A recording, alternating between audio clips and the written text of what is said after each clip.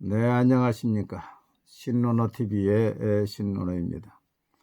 오늘 기독교가 대한민국에 끼친 영향이라는 제목으로 말씀을 생각해 보고자 합니다. 우리나라 고려 500년 동안은 불교를 숭상했지요. 그리고 이조 530년 동안은 유교를 숭상했습니다. 그러나 우리나라는 보릿고개 하나 해결하지 못하고 세계에서 가장 가난하고 처참한 나라가 되었습니다. 그러나 기독교가 들어온 지 135년 만에 우리나라는 세계 크11강 가운데 11위, 12위의 경제대국이 되었습니다. 여기에는 기독교를 빼놓고 생각할 수 없습니다. 기독교가 대한민국에 끼친 영향을 많이 있지만은 저는 한 4가지로 생각해 보고자 합니다. 첫째는 기독교가 들어와서 병원, 학교, 교회를 세워서 문명을 퇴치하고 한글을 보급시키고 미신을 타파하고 인재를 양성했습니다. 선교사들이 한국에 왔을 때 고종은 동도 서기론을 주장했습니다. 도는 전하지 말고 동도 유교가 최고니까 서기론, 서양의 문명은 받아들여서 나라를 발전시키는 동도 서기론을 주장해서 처음에는 전도하지 못했습니다. 그래서 먼저 병원을 세운 것이 광해원, 지금의 세브란스 병원.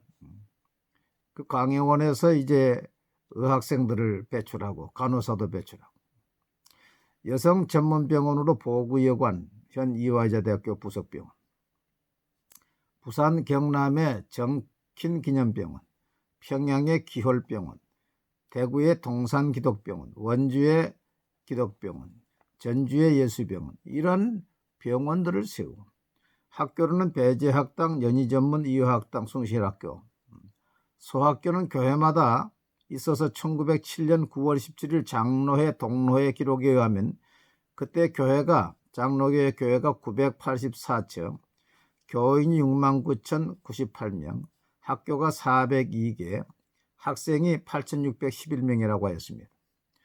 그러니까 교회 2곳마다 하나씩 소학교가 있어서 그 소학교에서 한글을 가르치고 이제 인재를 양성한 것입니다. 한글의 문법책을 처음 만든 사람도 선교사입니다. 카나다 선교사 한글 연구한 제임스 게일은 말하기를 400년 동안 잠자던 한글이 기독교를 만나 긴 잠에서 깨어났다, 그렇게 말했습니다. 한글을 언문이라 반글이라 해서 이렇게 낮게 취급하던 그 한글이 기독교를 만나서 이제 잠에서 깨어났다는 것입니다. 이렇게 양성한 그 학생들 가운데서 이승만 대통령도 배재학당 출신입니다. 두 번째로 1910년 한일합방으로 나라가 망했을 때 나라를 이렇게 세운 것이 교회입니다. 1910년 8월 29일 한일합방이 되었습니다. 나라를 빼앗기고 일본 식민지가 되었을 때에 이를 낙담해서 황현 같은 사람, 매천야록을 지은 황현 같은 사람은 자결을 했고 나라를 버리고 떠나는 자도 있었고 신문은 시일야 방송 대국을 외치며 절망적이었지만은 19일 후에 열린 1910년 9월 18일 장로교 제4회 노회에서는 당시 인구의 10분의 1을 전도하기로 하고 100만 구령운동을 작정을 했습니다. 그래서 말만이 아니라 각 지역에 날연보, 전도할 날을 연보를 했는데 그 날연보 종합이 10만 일에 달았다고 기록하고 있습니다. 이에 대해서 한 역사가는 말하기를 한국의 교회는 민족의 시련과 계례의 울분이 압도적으로 밀어닥쳐도 끄덕없이 민족과 함께 걸어가겠다는 강한 의지가 당연하게 다짐되었다고 보는 것이 옳을 것이다. 소망이 없어 자결하고 시일야 방송 대국을 외치고 있지만은 교회는 울지도 않고 떠나지도 않고 그 자리에 서서 민족의 시련과 계례에 이 울분을 온몸에 쥐고 전도로서 돌파해 나가겠다. 이 얼마나 대단한 것입니까? 이렇게 교회가 세운 학교와 이 전도한 사람들이 10년 만에 1919년 교회가 중심이 되어서 3.1운동을 일으키게 되었고, 이를 계기로 상해 임시정부가 수립되었고, 초대 대통령으로 이승만이 되었고, 그 다음 주석으로 김구가 되었고, 이 사람들이 다 예수 믿는 사람들입니다. 민족대표 16인 가운데 33인 가운데 16인이 기독교인이에요. 당시에 3.1운동이 일어났을 때에 일본 순사는 제일 먼저 이상재 선생을 체포했어요. 이상재 선생이 이승만이 한성 감옥에서 전도했죠. 일본 순사는 이상재 선생에게 이렇게 물었다고 합니다. 누가 3.1운동을 주동했느냐? 하나님이 하셨다. 사람 가운데는 누가 했느냐? 2천만 민족이 했다.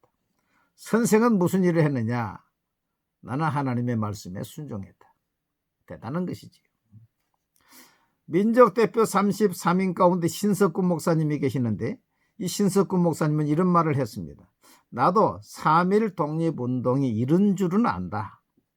그러나 나는 독립의 열매를 거두러 가는 것이 아니라 독립의 씨를 뿌리러 가는 것이다.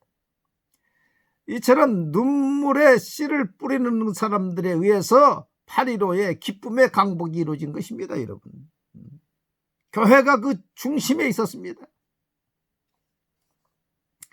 세 번째로 해방 후에 민주주의를 지킨 것이 교회입니다.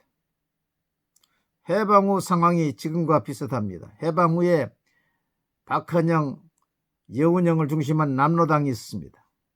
남한노동당, 공산주의지요. 김구, 이승만을 중심한 한국독립당이 있었습니다. 그때 기록을 보면 50여 개의 정당들이 있었다 그래요. 그래서 결국 그 정당들이 다 이제 합당이 되고 다 했는데 결국 크게 두 가지지요. 박헌영, 여운형을 중심한 남한노동당, 이승만, 김구를 중심한 한국독립당, 공산주의와 자유민주주의.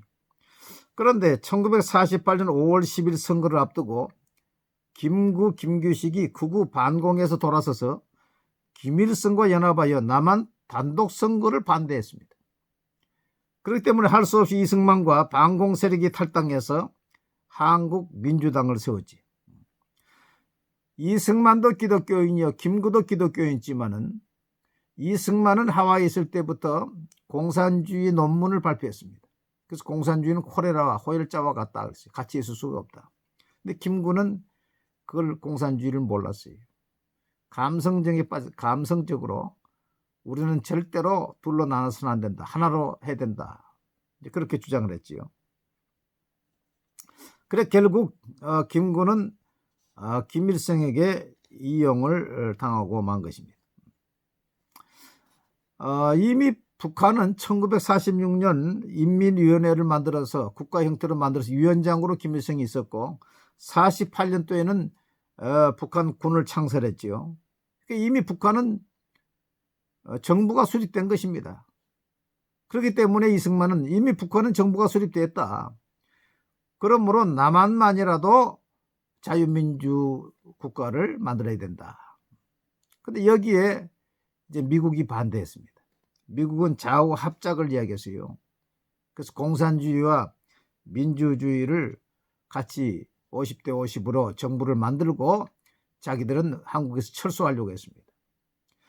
여기에 반대한 것이 누구냐? 이승만입니다. 물론 박헌영 남로당 사람들은 환영했지요. 끝까지 반대한 사람이 이승만입니다. 왜? 좌우 합작을 만들면 결국 공산주의 된다. 공산주의 된다. 공산주의는 거짓말, 살인, 방화, 수단 방법을 가리지 않고 결국 공산을 만든다. 그러니까 좌우 합작 정부 하는 것은 바로 공산주의 넘어가는 것이다. 여기에 김구까지도 다 넘어갔지만은 마지막까지 반대한 사람이 이승만이에요. 우리 기독교입니다. 결국 그때에 2차 대전 끝난 다음에 소련은 동구권에 체코나 헝가리나 폴란드나 유고슬라비아나 이런 나라들을 다 좌우합작 정부에서 다 공산화 만들었어요. 다 공산화 됐지 않습니까?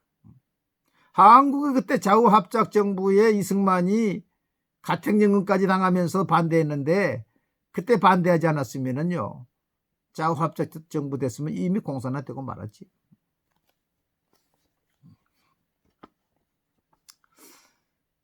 그러기에 이승만의 외교관 역할을 한 로버트 올리버라는 분이 있습니다. 이분이 책을 쓴 것이 있는데 이승만 없었다면 대한민국 없었다. 이승만 없었다면 대한민국 없다. 그 책을 지었어요. 한 800페이지 됩니다.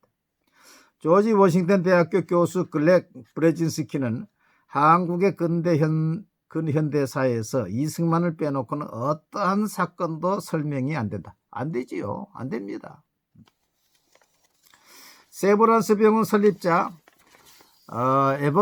에비슨 박사는 이승만은 한국이 배출한 세계적인 위인이며 조지 워싱턴과 토마스 제퍼슨 그리고 아브라함 링컨을 합친 것보다 더 위대한 인물이라. 엄청난 일. 미국의 3대 대통령이지요. 미국 건국의 아버지 조지 워싱턴, 토마스 제퍼슨, 아브라함 링컨 세 사람을 합친 것보다 더 위대한 인물이라서 이처럼 평가를 하고 있습니다. 미 8군 사령관을 지낸 매튜 리즈웨이 장군은 이승만이 공산주의와는 절대로 타협을 거부했기 때문에 위대한 대한민국이 탄생하였다. 그렇게 맞지요. 이처럼 존경받는 인물입니다. 하와이에는 이승만 거리가 있고 이승만 기념관이 있어요. 한국의 민주주의를 지키고 6.25를 이겨낸 이승만 대통령에 대해서 건국의 아버지 이승만 대통령에 대해서 기념관도 없어요. 저 동해바다 가면 하조대에 이승만 별장에 조그만한 10평 남짓 않은 거기서 기념관입니다. 이렇게 취급하고 있어요. 지금도 교회가 박해를 받는 것은 월남화 되어가고 있는 대한민국을 교회가 막고 있기 때문에 그렇습니다. 월남이 미국의 그 좋은 무기와 인력을 가지고도 망한 것은 월맹의 지령을 받는 내부의 고정간첩과 내부의적인 베트콩 때문이에요. 이 북한의 지령을 받는 남한의 주사파가 있잖아요. 남한의 주사파를 월남의 베트콩이라 그럽니다. 베트콩이 월맹의 지령을 받은 월남 안에 땅굴을 파고서 게릴라 작전을 하는 월맹군이에요. 월맹군. 월남에 있지만은 월맹의 지령을 받아서 게릴라 작전하는 이 베트콩 이 4만 명이나 됐어요. 주 월남 대세를 짓는 이대용 대사는 말하기를 월남이 망할 당시 월남 내부의 고정 간첩이 9,500명이었고 인민혁명당원 베트콩이 4만 명이었다고 했습니다. 티우 대통령의 4명의 핵심 참모 가운데 쭝띵주가 있는데 이 사람이 공산당 뿌락지였는데 이 사람이 티우 대통령이 공수부대와 해군을 증설하자고 했을 때에 월명은 가만두어도 10년 안에 망할 텐데 그럴 필요가 있느냐 해서 무산시켰다는 거예요. 4명의 참모 가운데 한 사람이 고정간첩. 또 티우 대통령의 비서실장이 고정간첩이었고 가장 청렴하다고 칭송을 받던 녹타오 도지사도 고정간첩이었기 때문에 월남은 망했다. 그렇게 이야기하고 있습니다. 우리나라도 지금 월남화 되어가고 있습니다. 우리나라에는 황장엽 선생, 지금 돌아가셨죠. 황장엽 선생은 남한의 고정간첩이 5만 명이 있다 했어요. 5만 명. 반공을 주장하던 대통령, 국정원장, 국방부 장관을 다 감옥에 보냈지 않습니까? 대통령부터 8.15 건국을 부정해요. 공산주의자들을 존경한다고 말하고 있지 않습니까? 우리나라를 위해서 피 흘린 미국보다도 우리나라를 침공한 북한과 중국을 더 가까이 하고 있지 않습니까? 남한의 베트콩과도 같은 주사파 전대협 출신이 우리나라를 점령하고 있습니다. 이들은 김일성 주체 사상을 신봉하는 자들로 북한만이 합법적인 정부요 남한은 태어나지 말았어야 할 나라라고 말하고 북한으로 통일이 진정한 통일이라고 말한 자들입니다. 이 주사파들이 이 전대협 주사파들이 결국 김일성에게 충성맹세한 자들입니다.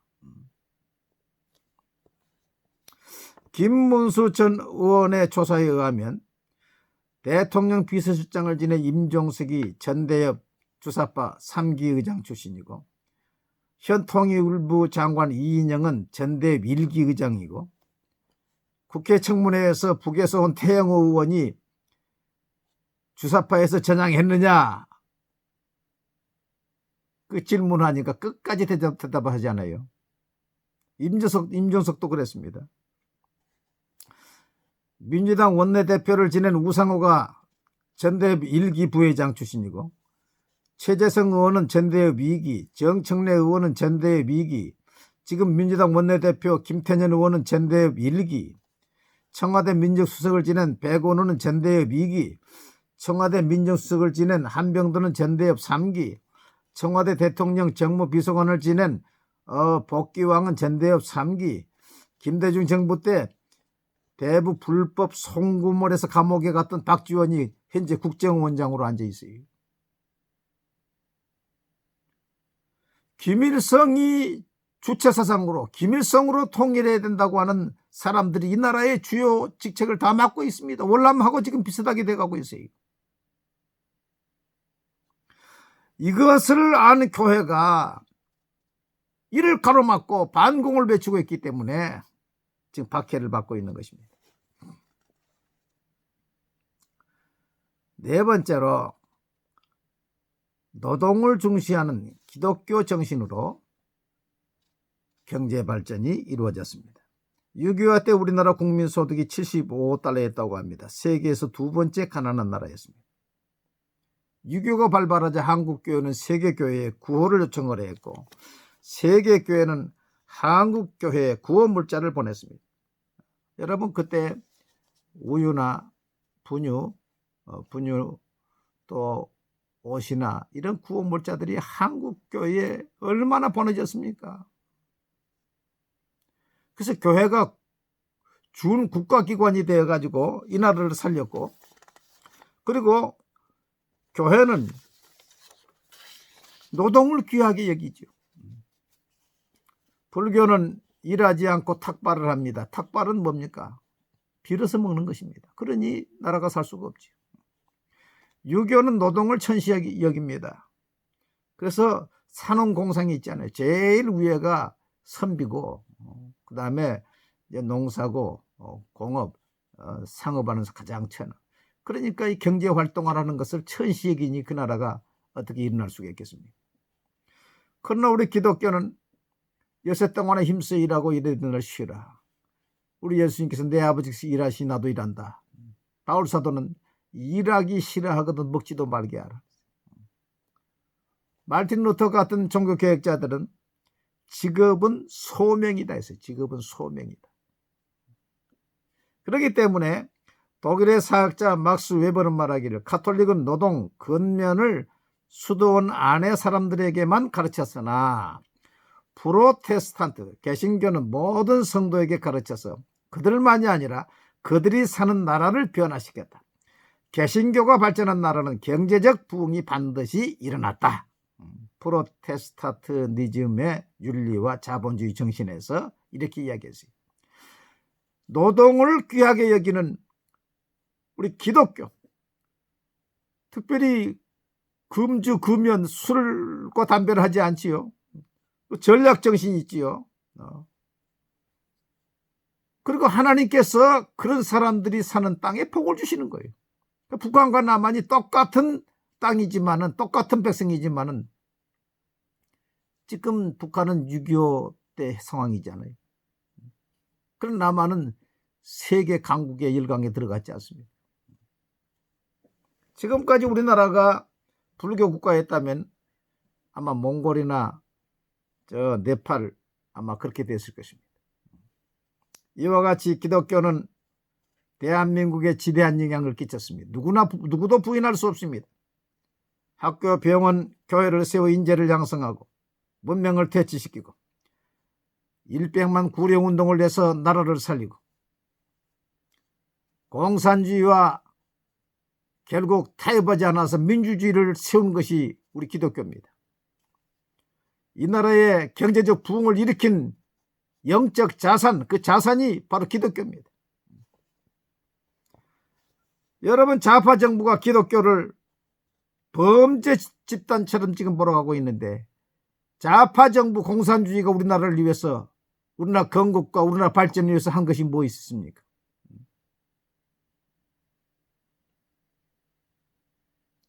자유민주주의 정부를 세우려고 하니까 폭동을 일으키고 6.25 때 전쟁을 일으키고, 그 좌파 정부가 교회 하나 될 수 없죠. 그 사람들 우리나라를 다스릴 그 근거가 어디가 있습니까? 지금 교회를 박해할 근거가 어디가 있습니까? 지금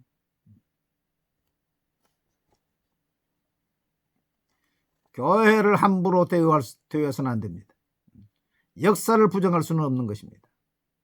여러분, 한국교회가 한국을 살렸고 앞으로도 한국을 살리게 될 것입니다. 감사합니다.